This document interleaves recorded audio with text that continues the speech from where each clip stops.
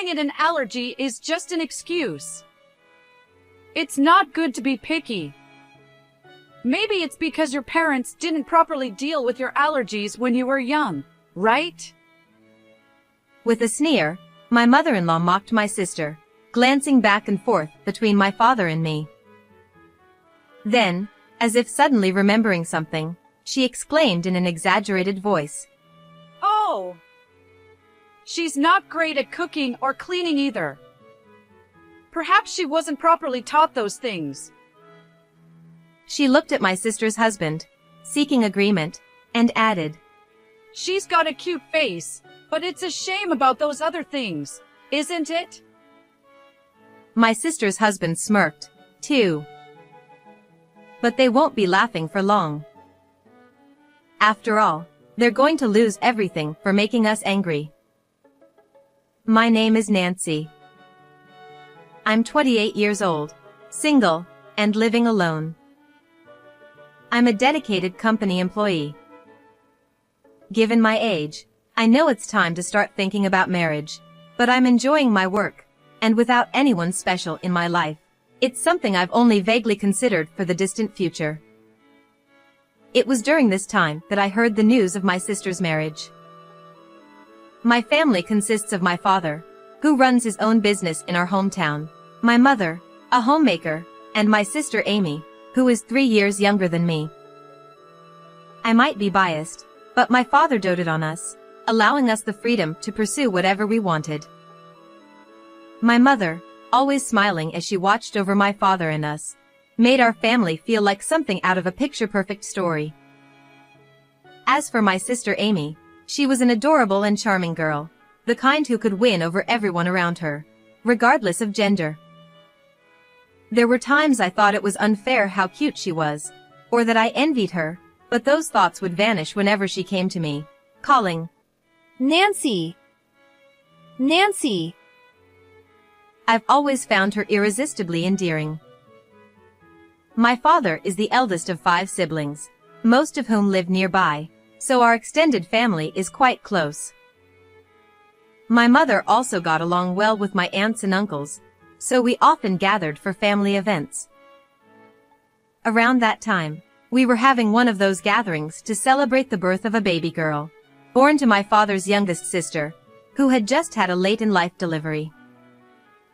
Although she's technically my aunt, she's only about 10 years older than me, more like an older sister. I was thrilled about my aunt's baby and excited to meet the newborn, so I returned home for the first time in a while.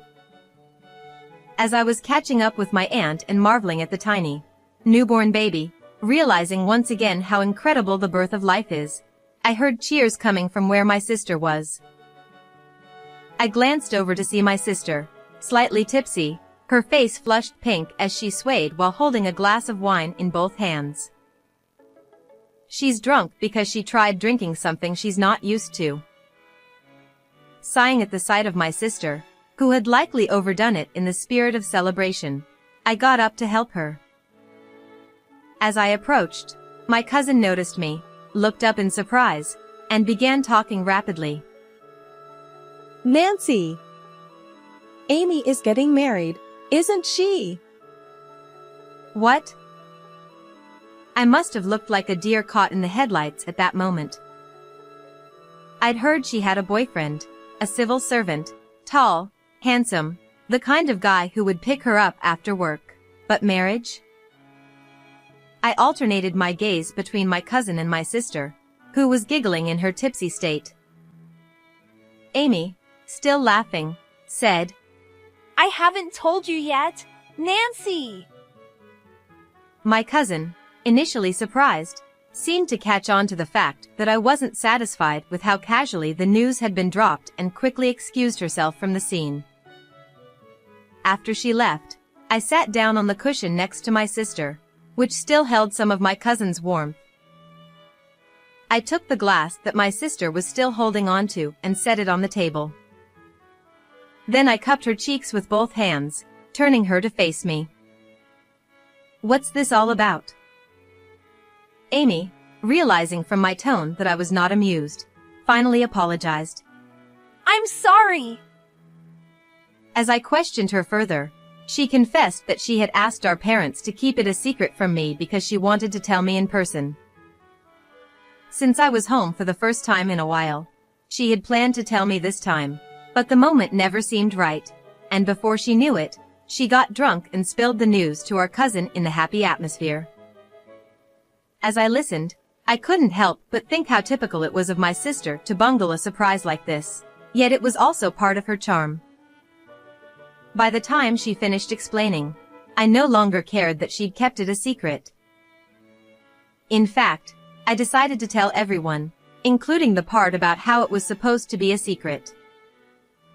Our relatives just laughed, saying that's exactly what we'd expect from Amy. There's one more thing I haven't told you, Nancy. There's more? I can't imagine what else it could be.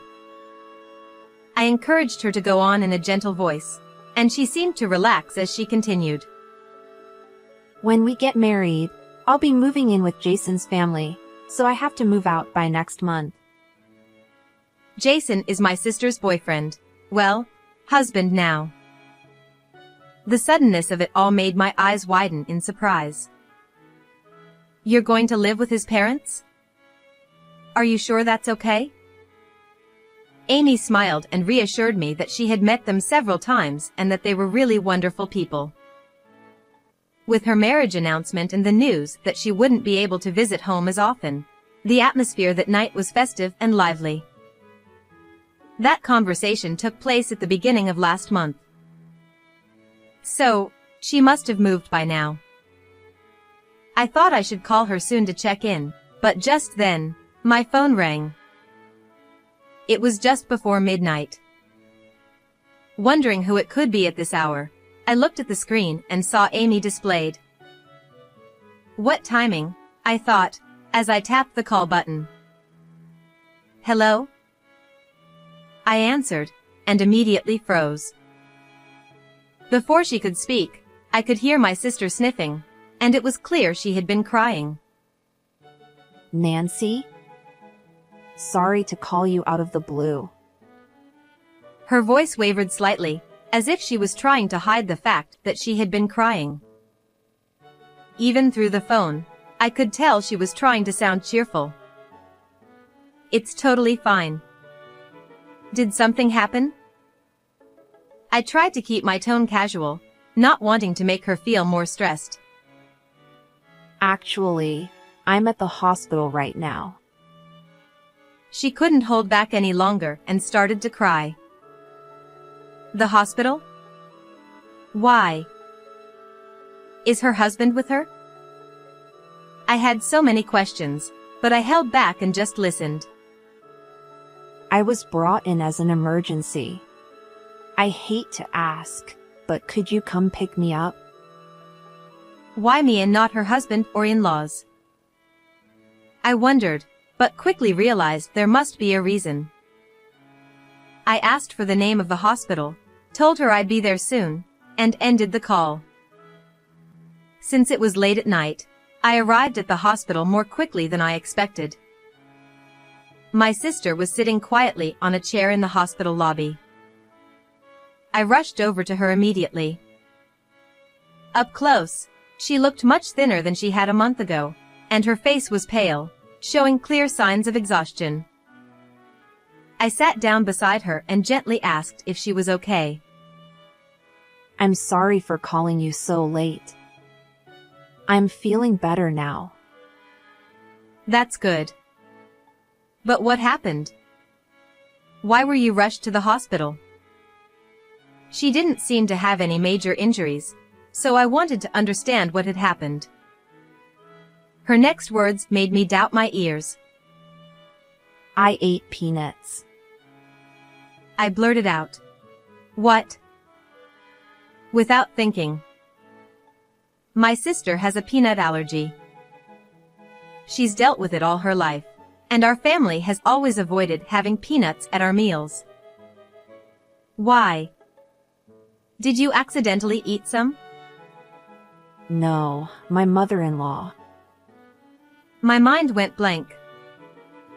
I couldn't believe that anyone, knowing about her allergy, would intentionally give her peanuts. I asked if she had told her mother-in-law about the allergy. My sister turned to me, her eyes brimming with tears, and said, Of course I told her. But she said I shouldn't be picky just because I claim to have an allergy.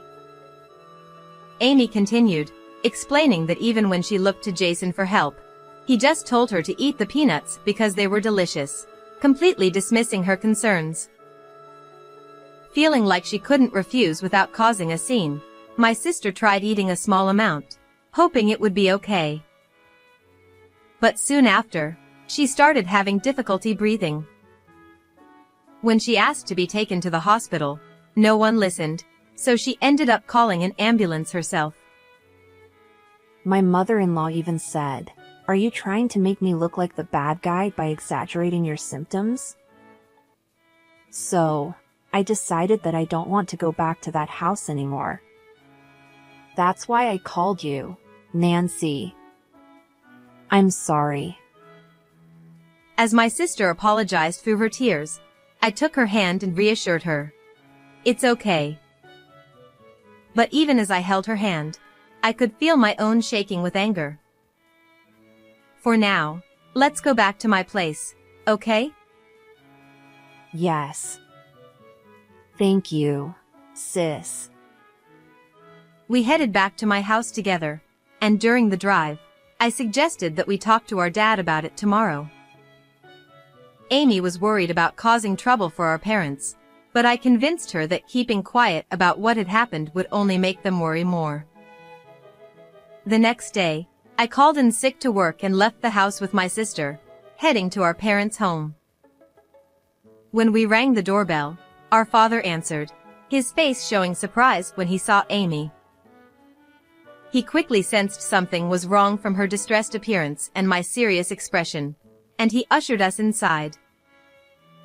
After we explained everything that had happened, our father, who had been quietly listening, finally spoke. I see. Then he asked, Are you feeling better now? You should stay here and rest for the day. Amy nodded, and our father gave her a warm smile.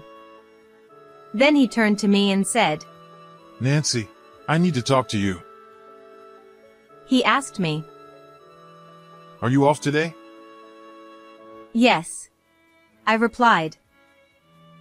He explained that he wanted me to come with him to Amy's in-laws' house to pick up her things. Since there were personal items that only another woman should handle, he needed my help. I immediately agreed to go with him. Seeing the worried look on Amy's face, I reassured her. Don't worry, Amy. Just take it easy. You didn't look too well yesterday either, so relax and eat some of Mom's cooking, okay? Amy nodded with a weak smile, and I reluctantly left her behind as I got into Dad's car and headed toward her in-laws' place. Although we didn't talk much during the drive, I could tell from my father's demeanor that he was quietly seething with anger. When we arrived at Jason's parents' house and rang the doorbell, Jason himself answered. Nancy. And Amy's father, too.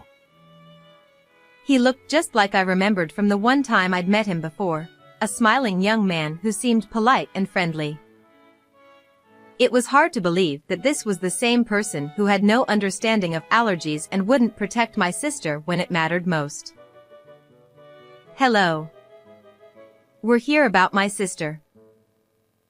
I began, but Jason cut me off before I could finish. Amy hasn't come home. Nancy, do you know where she is?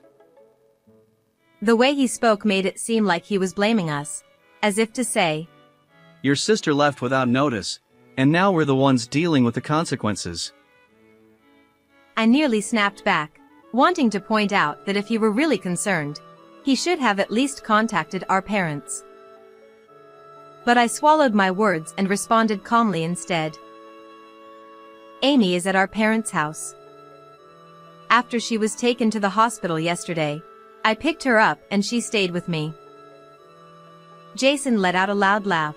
almost as if he found the situation amusing. She called an ambulance over the peanuts? That's such an overreaction. It wasn't serious enough to warrant an emergency call. I felt a surge of anger and was about to respond when my father stepped in. Amy won't be returning here for a while, so we've come to collect her belongings. Jason's eyes widened in surprise. She's not coming back. As he moved closer to confront my father, a voice called out from deeper inside the house. Jason, what on earth are you making a fuss about? Jason's mother came hurriedly into the room. When she saw me and my father, her face briefly twisted into a look of disgust before she quickly forced a smile.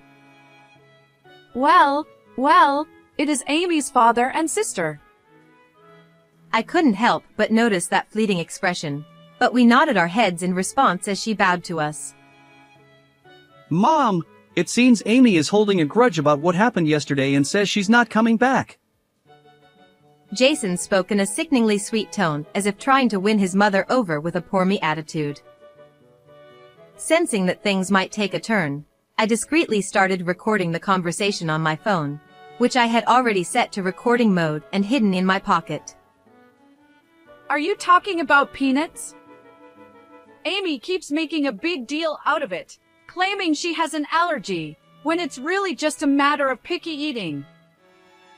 She continued, with the same plastered-on smile, saying she only wanted Amy to enjoy the delicious peanuts. It's not about picky eating. Amy has had a peanut allergy since childhood. Even food prepared with utensils that have touched peanuts can cause a reaction, so we've always been very careful. I fought to keep my anger in check as I explained, feeling on the verge of losing my composure. But Jason interrupted with a dismissive tone. Yeah, but you know. And continued. I used to be allergic to milk when I was little. My mom would gradually introduce it to me, mixing it into my food, and now I can drink milk just fine. He said this proudly, as if his mother had performed some miraculous feat, while she nodded along with a smug smile. Maybe Amy's peanut allergy is because her parents didn't handle it properly when she was young. She grinned slyly, glancing back and forth between me and my father, clearly enjoying the tension she was stirring up. Then, as if she had just remembered something, the mother-in-law exaggeratedly exclaimed, "Oh," and continued. Amy wasn't very good at cooking or cleaning either. Maybe she wasn't properly taught those things. She's got a pretty face, but it's such a shame she's lacking in other areas, don't you think? She directed this at Jason, who grinned back at her. Feeling like I was on the verge of exploding, I knew I had to get out of there. I'll be taking my sister's belongings now, I declared, asking Jason to show me where they were. Go right ahead. After all, Amy needs to work on overcoming her allergies and polishing her skills as a wife. She tossed out those parting words before disappearing back into the house. I hurriedly gathered my sister's things and left their home as quickly as I could.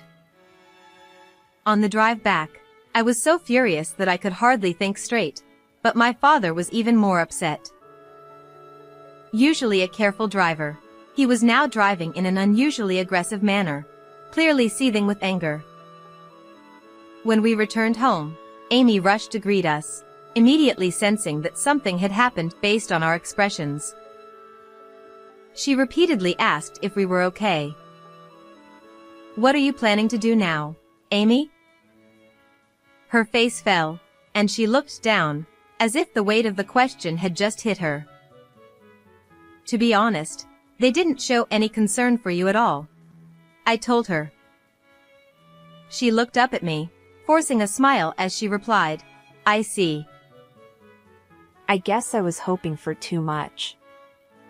Things never go as smoothly as you'd like.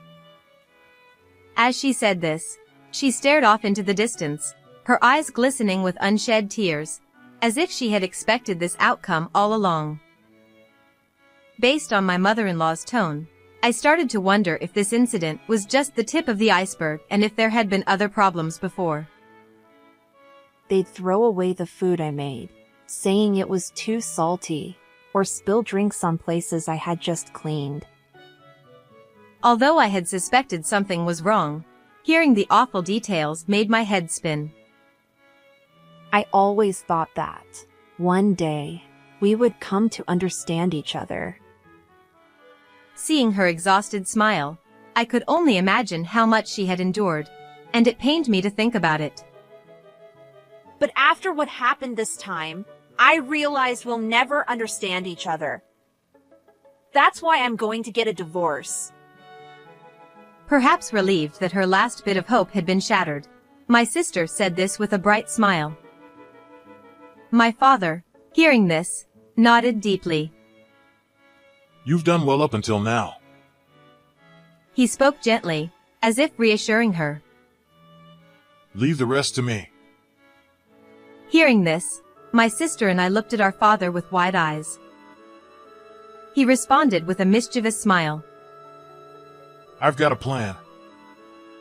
A few days later, he told us that he would be going to pick up my sister's furniture and asked us to come along. My sister and I rode with him to her in-laws' house. Dad, 3 people isn't enough to move all that furniture, right? Father laughed heartily. Don't worry about that.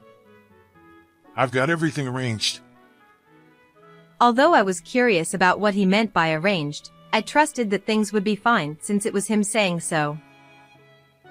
As we neared the house, I began to dread the thought of seeing those 2 again, but then cars began filling the driveway at my sister's in-laws' place. It was a large driveway, typical of a countryside house, but it quickly filled up. My sister and I were shocked as people began pouring out of the cars, our relatives, all arriving one after another. Now we won't have any trouble moving the furniture.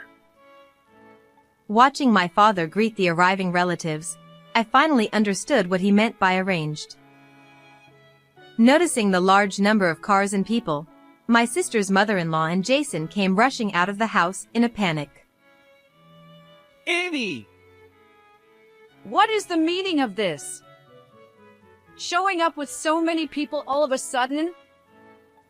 They looked as though they were about to lash out at my sister, so I quickly stepped in front of her to protect her. Then, my father stepped in front of me, and with a smile, said to them, Thank you for everything. My daughter has decided to divorce, so we're here to collect her belongings. At my father's words, my mother-in-law frowned. Divorce? I haven't heard anything about that. And we already packed up Amy's things recently, didn't we? Despite the tense atmosphere, my father continued with the same cheerful smile. Most of the furniture here is from when my daughter lived alone. Since it's furniture, I brought about 23 of our relatives along. With that, he turned to the nearby relatives. All right, I'm counting on you. The relatives began streaming into the house. Jason, perhaps trying to stop them, went inside with them. That left just me, my sister, my father, my mother-in-law, and 2 others outside. First, this is our lawyer, and she is my daughter's cousin. Cousin? What does she have to do with this? Mother-in-law looked up and down at the cousin and scoffed. And she's just kid. Indeed, one of the cousins was still a university student. As I wondered why the cousins were here, one of them spoke up. I'm studying law at university. After hearing what my uncle said and listening to Nancy's recorded statements, I came because your comments could potentially be criminal. The cousin stated calmly. It was true that the cousin was quite intelligent and was studying law at university. Forcing someone to eat something while knowing they have an allergy is highly criminal. Mother-in-law laughed derisively. You're just a student, aren't you? What do you know about this? She said this while covering her smirking mouth with her hand. The cousins seemed unaffected by the mother-in-law's comments and continued as if nothing had changed. I expected you to say that, so I brought a lawyer. We have a professional here, not just an amateur. The mother-in-law, perhaps forgetting that the lawyer had already been mentioned, finally looked at the lawyer. This case can also include a claim for damages. Of course, the divorce can be finalized. Upon hearing this, the mother-in-law's face turned pale as she seemed to finally grasp the situation. She rushed over to my sister and grabbed her hand. Amy! You wouldn't really go through with the divorce, would you? I've been so worried since you collapsed. Let go of me! My sister interrupted the mother-in-law and wrenched her hand free. It was rare to see my usually smiling sister glare at her like that. When I collapsed, not a single person was concerned.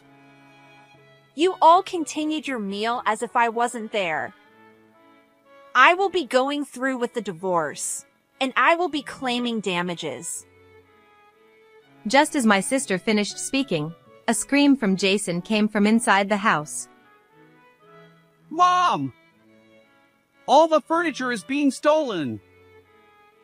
Seeing Jason clinging to the mother-in-law, crying, my sister exclaimed, What?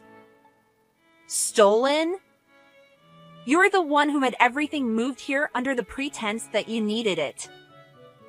Those were my belongings that I paid for. As Jason tried to retort, the mother-in-law stopped him by grabbing his arm and whispered to him that the lawyer was present, which I overheard.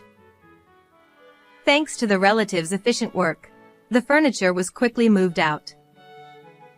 My father thanked the relatives and then turned to the pale-faced mother-in-law and Jason. It seems all the belongings have been collected. We'll handle any further communication through our lawyer. He started to push my sister and me toward the exit but turned back as if he had just remembered something. I've heard of cases where people have been forced to eat things they're allergic to and have died. I'm glad that didn't happen to your son when he was young. His smile was genuine, but his eyes were not. We all got into the car, and initially, everyone was silent, but my father soon broke the silence with laughter. Wow, the two had the best expressions. Seeing my father's genuine smile, which I hadn't seen in a long time, both my sister and I started to chuckle, which turned into full laughter. We all laughed heartily as we drove home. It was a rare moment of genuine joy. Afterward, the divorce was officially finalized. Since my sister's furniture had been removed, the house was left empty. The furniture originally in the house had been sold when my sister got married, as it was expected that her furniture would be used. Additionally, the money from the sale had been spent without my sister's knowledge, so there were no savings left. With the emergency transport and the arrival of the relatives, news of the divorce and the mistreatment spread quickly, leading the in-laws to move away as if fleeing. They were reportedly working tirelessly from morning till night to handle the alimony payments, moving expenses, and to replace the furniture. My sister's health has improved, and her previously thin body is gradually returning to its normal state. She and I are now living together in my home until she finds a new place. Although there are times when the noise of having my sister around reminds me of how much has changed, I appreciate having someone at home. I'm enjoying the days, laughing with my sister as we did in the past. How did you find this story? Don't forget to subscribe to the channel. See you in the next video.